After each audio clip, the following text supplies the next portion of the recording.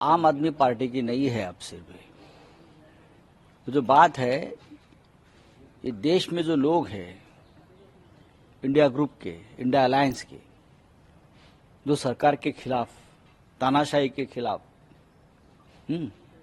मनमानी के खिलाफ खड़े हो रहे हैं, सरकार को सवाल पूछ रहे हैं, पार्लियामेंट और पार्लियामेंट के बाहर सरकार का नकाब फाड़ रहे हैं, उस सभी को आप ईडी की कार्रवाई को सामना करना पड़ेगा, सीबीआई का सामना करना पड़ेगा, इनकम टैक्स का सामना करना पड़ेगा। हम खुद उसमें से जा चुके हैं।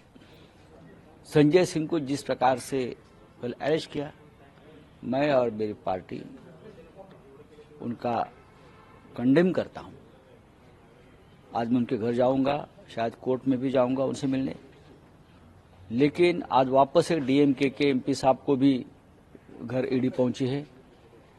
ये चलता रहेगा सिलसिला। आप कार्रवाई करते रहो और हम लड़ते रहेंगे। अरविंद केजरीवाल ने उनकी गिरफ्तारी के बाद कहा कि प्रधानमंत्री सबसे भ्रष्ट है, क्या आप मानते हैं ऐसा?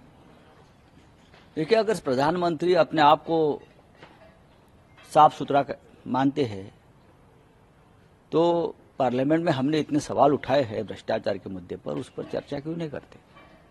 सामने आकर चर्चा करिए।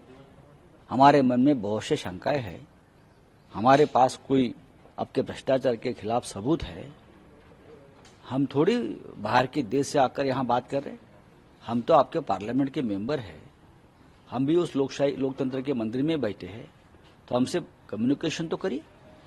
और जिस तरह से पुणे को एक तरह अजीत पवार गार्जियन मिनिस्टर बने हैं, चंद्रकांत पाटिल को रिप्लेसमेंट किया है उन्होंने, इसको किस तरीके से आप देखते हैं? बात ऐसे है कि महाराष्ट्र की राजनीति में इतनी गंदगी फैली है।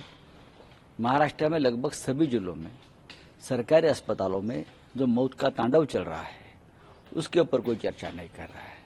ना सरकार में शामिल हमारी तीन पार्टी, एकनाथ शिंदे, देवेंद्र फडणवीस, अजित पवार, ये सब अपने अपने राजनीति में मशगूल है।